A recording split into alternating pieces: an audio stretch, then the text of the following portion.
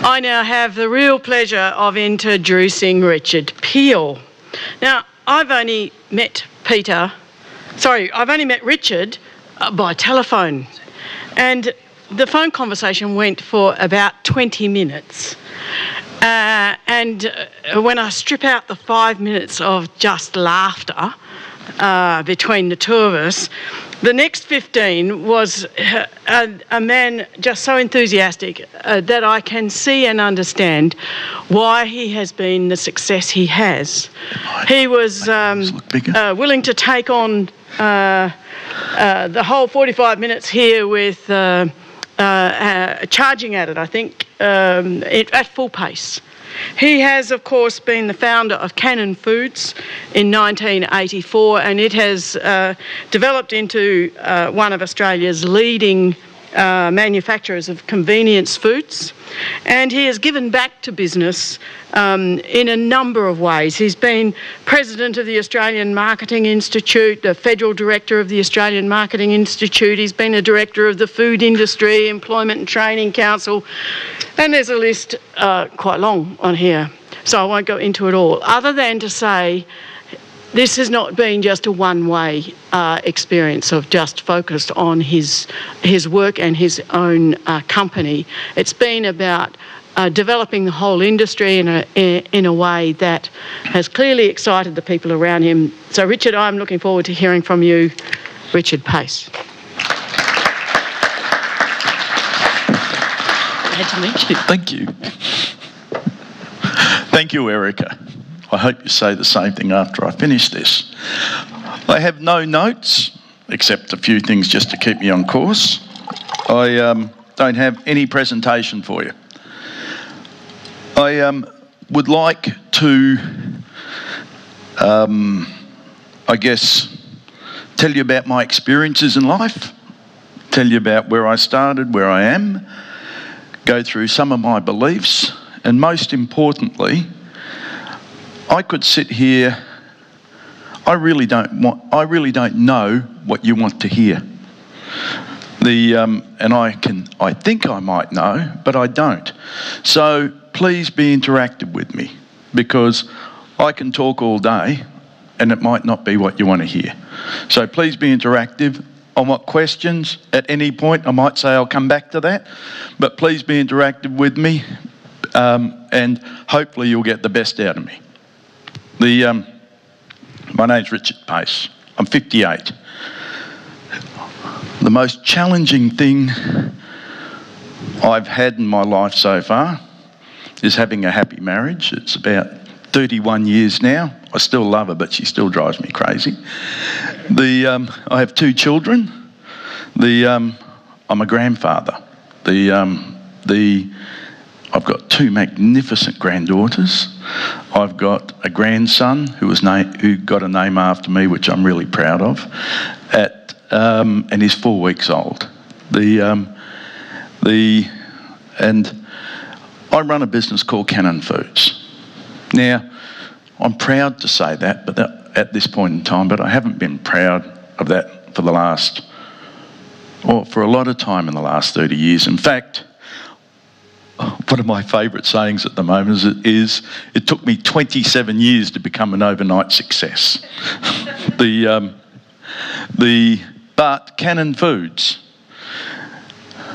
one number I'm really proud about is that, and this is factual, that we are in every financial score that you can have in the food industry and in business, in the top 5% best performers in the world. Hear that? In the world. Our EBITDA on turnover, our return on investment. I recently had someone come in and do this and argue with me, and I kept saying to him, look at our results. You're telling me I need a board of directors. I don't have a board of directors in Cannon Foods. We are the 3rd biggest in the country in which we operate, in the world that we live in. In Australia, we don't have a board of directors. We have a team. And I'm the least important person in the team, which I'm proud of now. But those numbers excite me. We're a driven business, we're passionate. We have just equipped the company to have the most modern and efficient, what we call forming line in this country. This area of that business where I started with a whole bunch of second-hand equipment in 1984, which used to make maybe 40 kilos a day, today makes a tonne an hour in that one division. 16 hours a day. That's one division, there's 4 divisions of the company. In that division we make things like chicken burgers, chicken nuggets, chicken strips.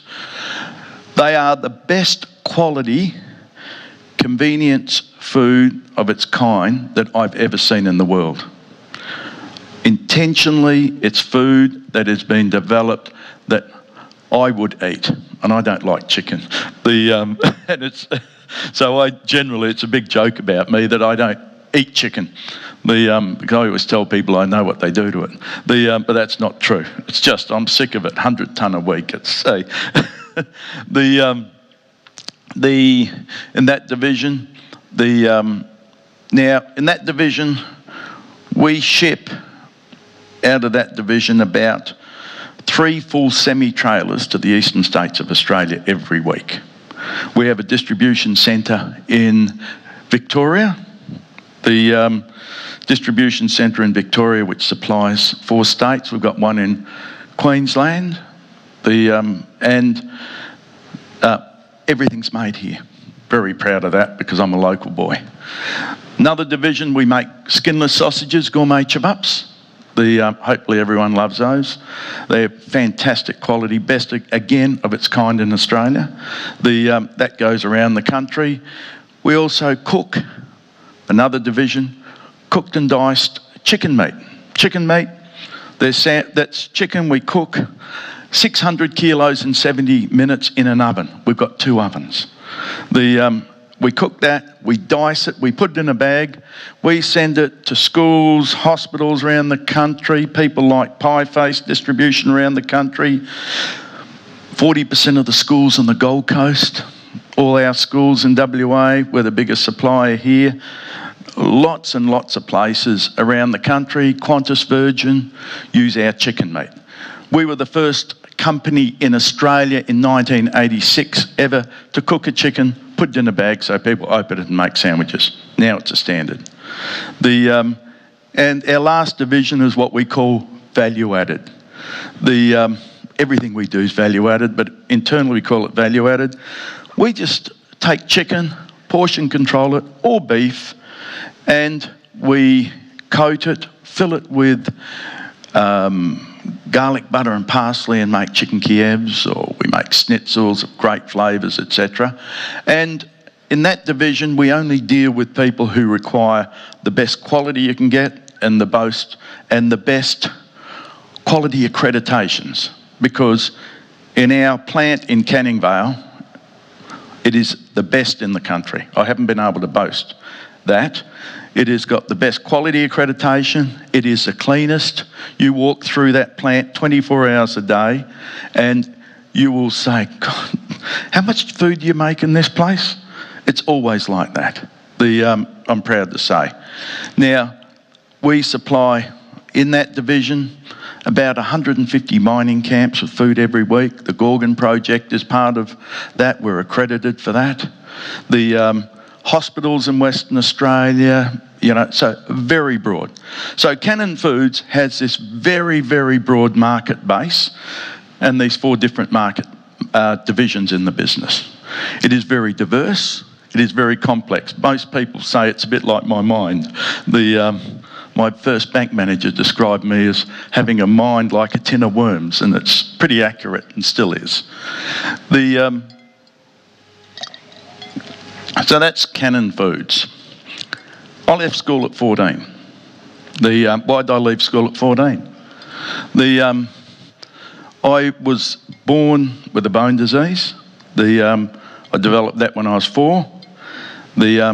Spent between the age of 4 and 15 about 6 or 7 years in hospital. the crutches, wheelchairs, etc., etc., etc. I left school at 14 because I just missed so much school.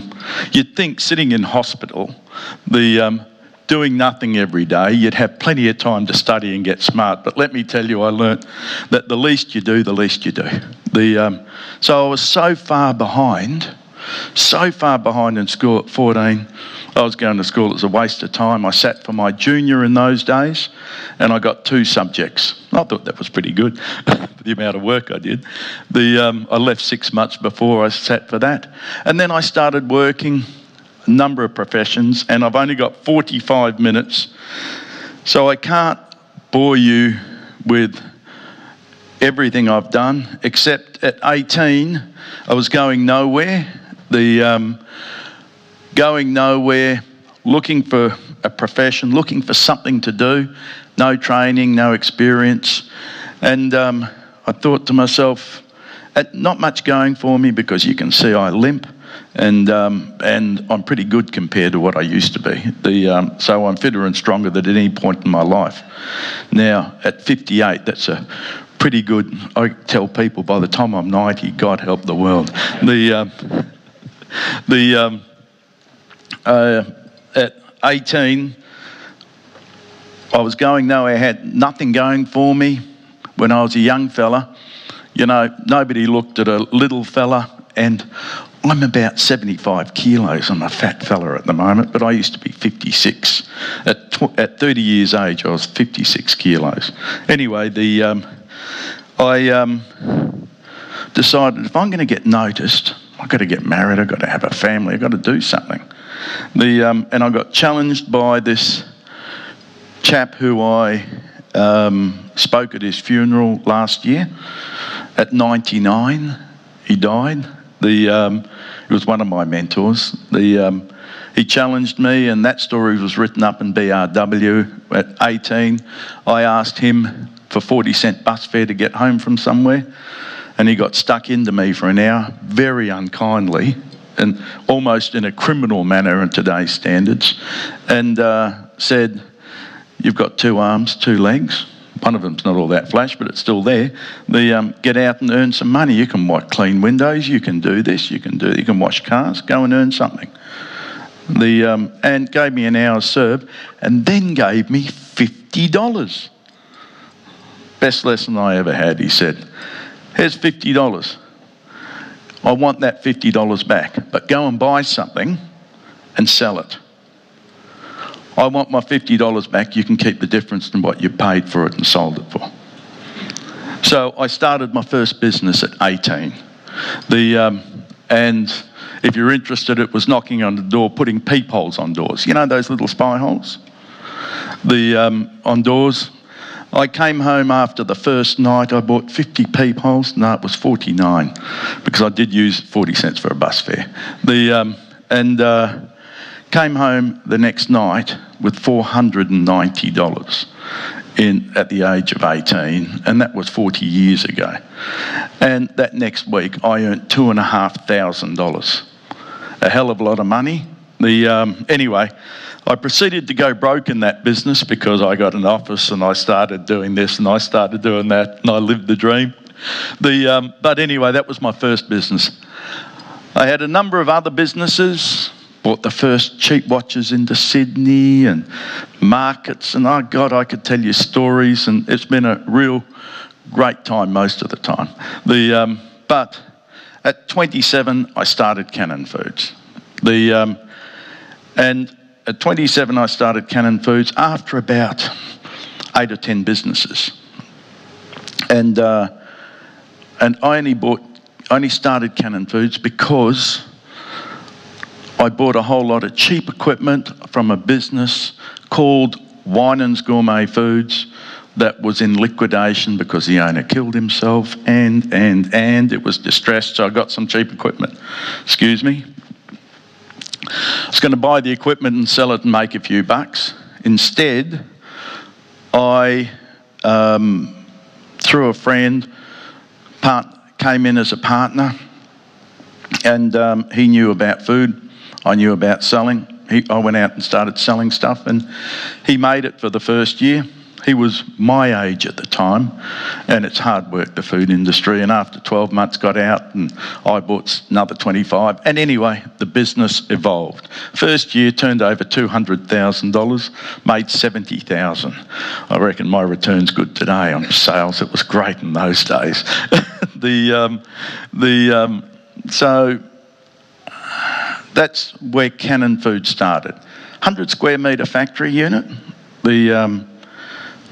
I neglected to say I borrowed $3,000 from the bank,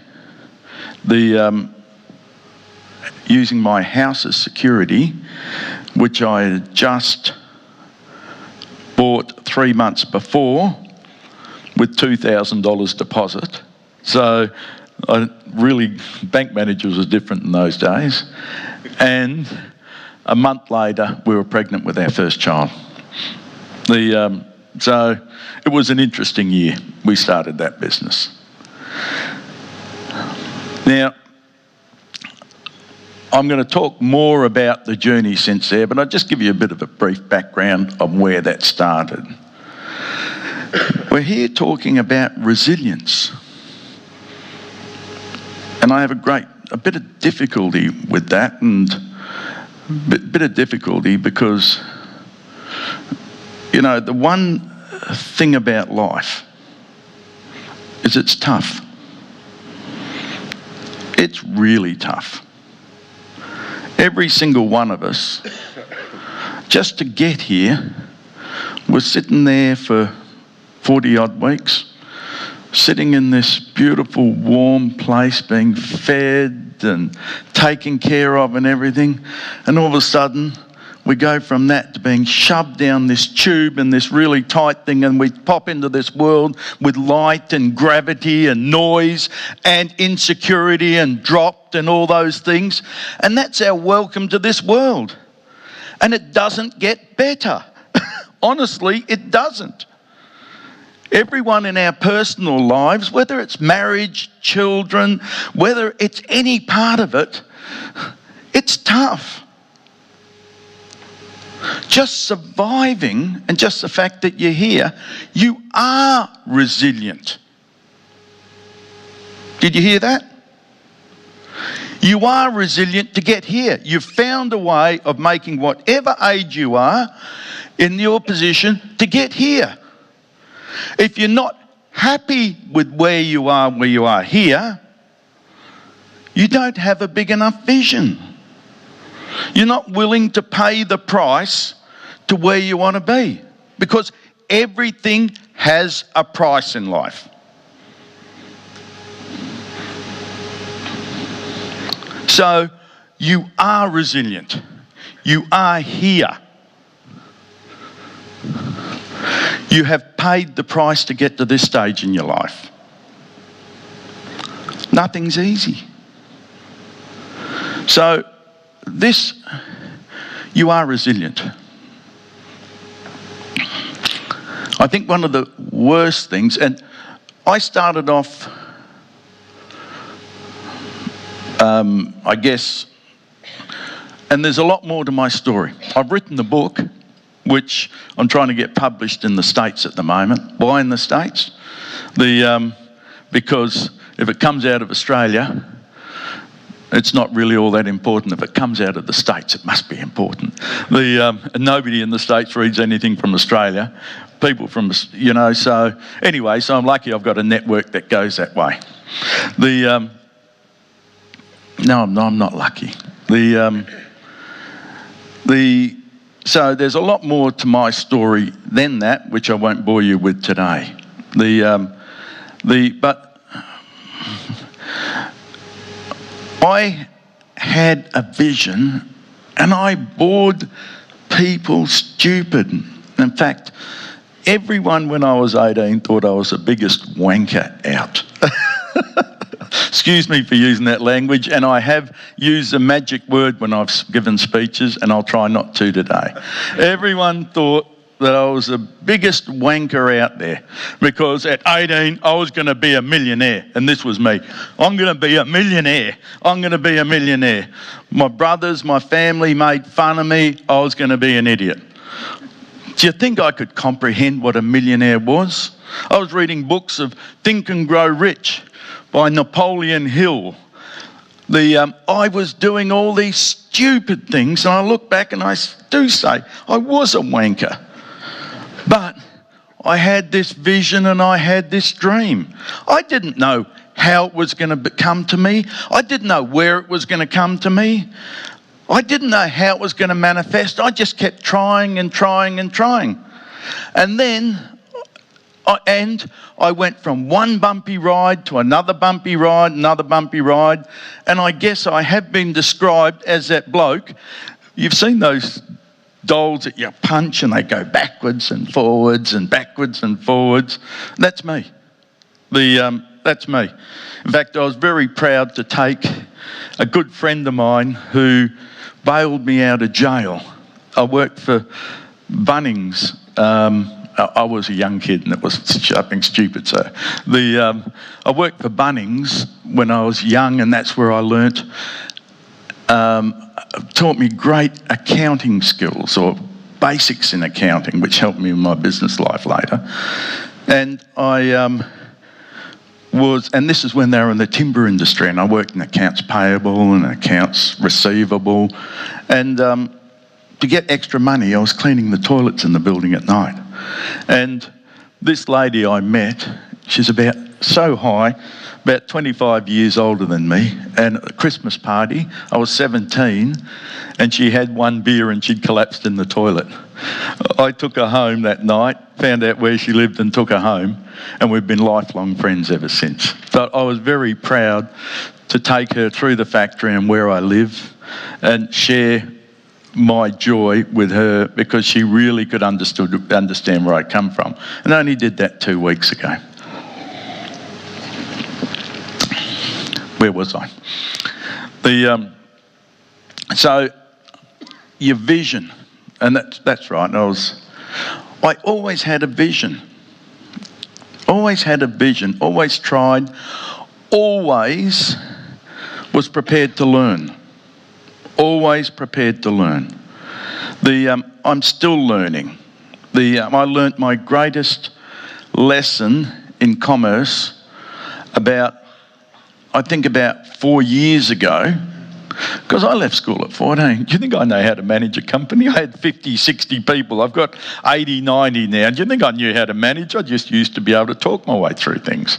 I didn't know how to manage. I learnt how to manage 3 or 4 years ago, 5 years ago, which has been one of the greatest things and the reason for our success. I didn't know how to manage. I thought you manage this way, but it was wrong. I used to think that I had to know everything in the business. I used to think that I used to have to be the smartest, used to have to answer every question and be in control of everything. Today, I'm in control of nothing. I might look as though I do, and all I try and do is ask a whole lot of clever questions so people think I'm in control now, and send out emails in the middle of the night just so people think I'm looking. But in reality, I'm not in control of anything. And the business just keeps going on and on. I sit around me and I watch people growing and I take such pleasure of people joining me and having skills, talking their skills here, and I see them blossom. I see them grow. I see them going through pain and hardship, and I see them coming out the other end. And I see them challenging themselves around me. And it's a wonderful thing for me, because I take great pride of having a little bit to contribute to that. They do it, but I've given them the place to do it. Ask me a question.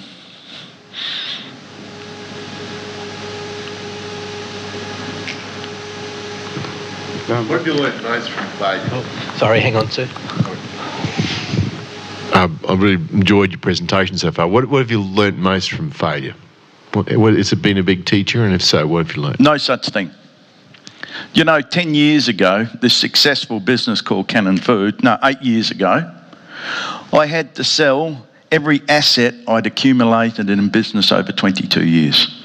I bought the factory, I lived in a house on the river, I had the way of life. I had everything. My wife and I spent 2 years building this house, every piece of it. We were hundreds of $1,000s over budget, and who gave a rat's ass? And we had to sell everything and start again and rent. And that was the best lesson I ever had. So there is no such thing as failure. It is the journey. The journey isn't easy. It's not. It's not easy. It's a journey. And you're going to have bumps. So there's no such thing as failure. It just is. How did you teach resilience to your kids? Well, that's a tough one, because I don't think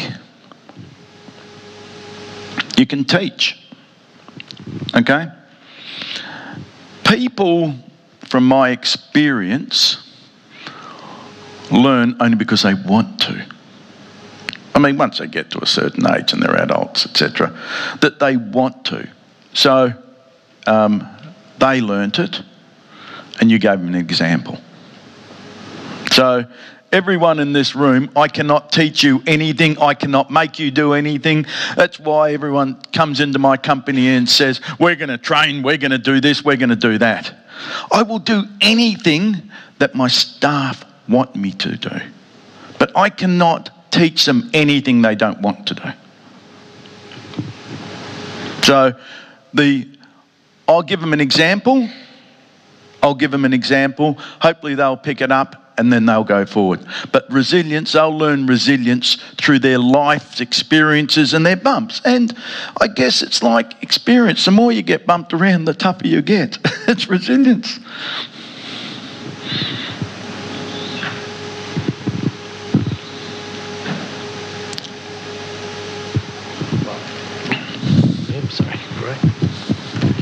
How do you measure success in your life? Would you say you're successful? If so, how did you measure it? You don't. No such thing as success.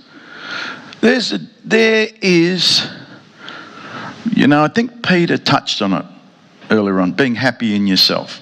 He talked about know thyself, to know thyself be true. He talked about his way of doing it for him, Taoism. For me, I describe it as putting my head in the pillow and being happy. I was no less successful when I sold everything that I had and starting again in Cannon Foods than I am today. I've got more money. Am I happier? No. Money doesn't create happiness. Living in this beautiful house, the house I had in the river was the unhappiest time I had. The money doesn't give happiness. So success is walking around here having fun, okay, and enjoying yourself. Now, I am successful. This year I had 3 months holiday. Been to so many places around the world, it was fantastic. Different trips. And I've been successful 10 years ago because I was trying. And I was living. I mean, I guess there's one word that we don't use very often, and I think that the old English in us has sort of, you've got to have a stiff upper lip and you can't do this and you can't show your emotions and everything. But the thing that's gone out of life is passion. That word, passion. When you do anything, do it passionately. Love it. And if you're unhappy with something, voice it. Do it respectfully and properly. We all have a voice. We're free to do that. It's called being free people. Voice it, including to your employers, if you're consultants, to your customers. Use it. Be passionate. When you're passionate, you attract people that are passionate. You inspire passion. The people around you will become passionate. And okay, occasionally, you might say, fuck, who cares? You're living, you're breathing, you've got a great life along the way, and you are yourself. You're real. So be passionate about what you do, and I don't see enough passion out there. I love it when one of my staff come in and yell at me. Someone's laughing out of guilt in here. And they come in and yell at me. Our storeman, this guy, he comes into my office. He's so angry. He doesn't work for me, but I get involved in it because it's gone to a level over our operations manager doesn't know how to hold it. He comes into my office and he comes in and I say, "Come on, Timmy, what's going on? Come on." He starts crying. This man is my age. He sits there with tears running down his eyes and I start crying with him. This guy gives a shit. He cares. His work takes him to tears because he wants to do it right. And he wants to do it well. And I love that. It's passion. Be passionate about life. Richard, as chair of this session, I get the question. Can you give us some sort of look at the learnings that you've gained out of setbacks? What are the things that you feel that setback I actually learnt X or Y out of? Banks aren't your friends. How's that? I've got to get one into the banks. The banks aren't your friends. That's important. When you're going well, they're fantastic. When you show a bit of weakness, they'll try and bury you. So banks aren't your friends. The people you work with aren't your friends. Sorry. I work with so many friends in the business as part of the team every day. But the people that supply me, my customers, the people around me in that other part of my life are not my friends. They will be when I'm spending $5-10 million a year on chicken with them, and they will be, and they'll take me out to dinner and they will whatever and, fly me here, do this and do that. You show a bit of weakness, they disappear very quickly. Very quickly. So what you do at work is business. How you react with everyone that you react at work, including your staff to some degree, is business. You're there playing this game called business. It isn't to make friends and to hug each other and love each other and, it is business, which means 1 and 1 has got to equal 3 because we've got to have $1 profit in there. It is business. It isn't because you want to help somebody and be friendly. Now, quite often I will sit in my office and run meetings, and then I will know there's somebody having a problem within the business, whether it's personal or with work, and I'll invite them into my office and say, "I'll take my hat off as managing director of this company. I'm now Richard Pace, your friend. How can I help?" But when I'm in that office and when I'm running that business, I am running a business. Is that enough lessons? I've got 40 years of them. They're the modern ones.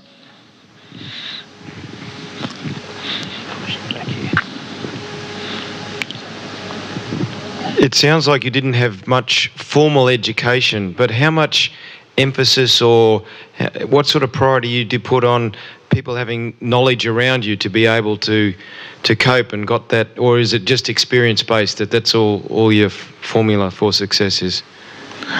The people around me, the number one thing I look for, drive, passion.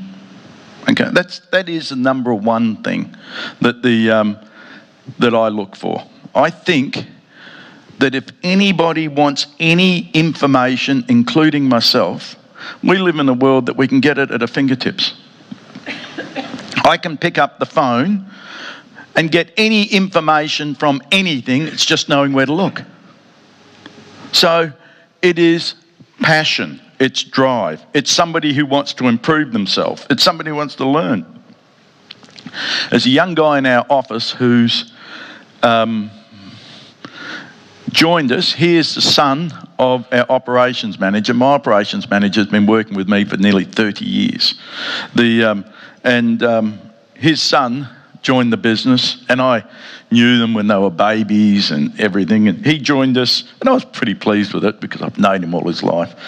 And at about 21, he'd been selling mobile phones. Was going nowhere, etc. This guy has got a bookkeeping degree now.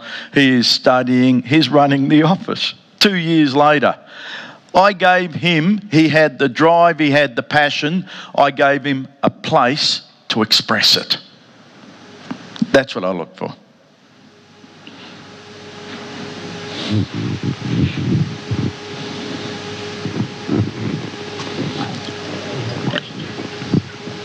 No more want me to keep talking? Because I can.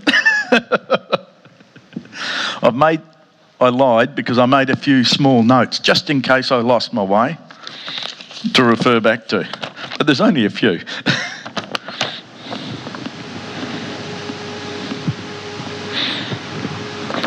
Cannon Foods, every time I moved, I nearly went broke. Every time I moved. And I moved 6 times. The last time was the worst. I have had times where I've sat with my bank manager who's walked into my office and said, Richard, you can't pay that, we're shutting you down. First time was 1988. We'd just gone through the stock market crash. All the banks tightened up. And, you know, they were lending Allen Bond $500 million for this, unsecured, no documentation, etc., etc. And then they tightened their policy on small business. The bloke that owed them 10 grand got screwed. I got caught up in that. I did the right thing. I called my accountant. Sat behind my desk, my accountant walked in, told him the story. You know what he said? You've had a pretty good run, haven't you? You've lived out of it for the last 5 or 6 years. Go bankrupt and start again in a few years' time. And that was the first of 5 times. So, another life lesson. If you want to build a business and create something, there's 2 people you never speak to.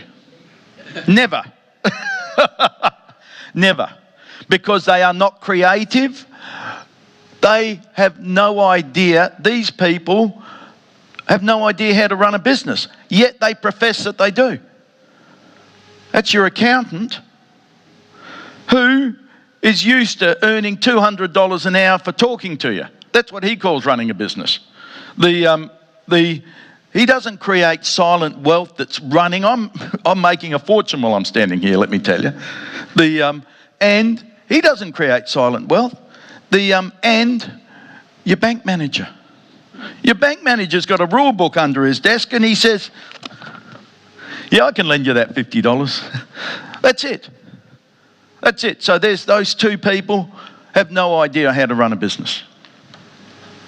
5 minutes. Okay, I thought you were saying hi.